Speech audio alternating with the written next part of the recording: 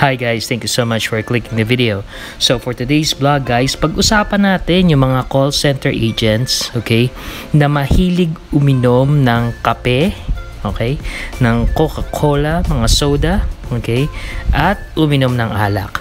Ngayon, ano kaya yung mga pinaka-importanteng nutrient guys na dapat mong inumin? Okay?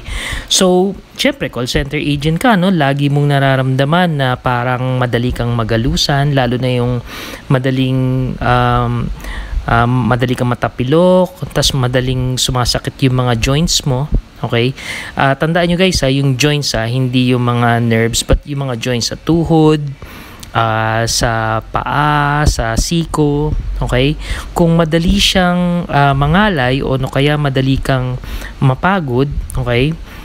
Kailangan mong inumin yung nutrient na to, okay? Aside from that guys, yung meron kang yung mga buhok mo, nararamdaman mo naglalagas, tapos hindi ka na masyadong tinutubuan ng hair, okay? At the same time guys, meron ka ring yung mga kuko mo masyadong brittle, yung ramdam mo yung masyado siya manipis. Ito guys yung pinaka-importanting nutrient guys na dapat mong inumin, okay? And that will be there, calcium tablets, okay?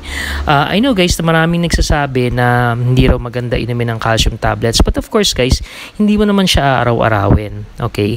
Kahit inumin mo siya ng 1 to 3 tablets a week para lang makatulong. Kasi of course, yung calcium naman nakukuha natin yan sa mga karne, 'di ba? Kumakain tayo ng gulay, nakukuha rin natin yan.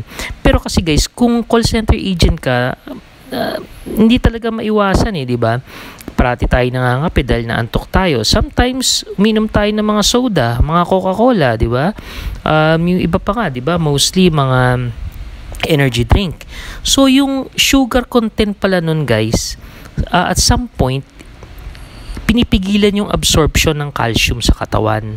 Okay?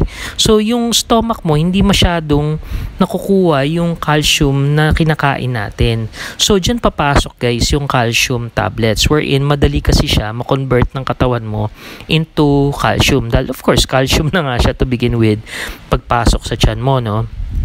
And, not only that guys, kung uminom ka kasi ng soda, di ba ang acid niyan? Okay?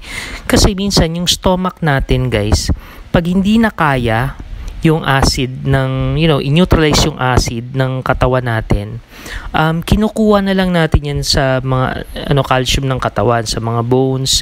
So that alone somehow, yan yung isa sa main factor, no, kaya nagiging brittle yung mga buto ng mga tao kasi nga sa sobrang acid, yun, kinukuha na lang dun yung pangpatay ng acid ba sa tiyan natin, okay? Kinukuha sa mga bones ng sarili nating katawan. Alright? So, that's it guys. So, dapat uminom ng calcium 1 to 3 tablets a day, a week rather. And that will really help out a lot, okay? So, that's my tip for today. Guys, I'm not a doctor, but of course, it's still best to consult your family doctor, okay? That's it, and see you again next time. Bye!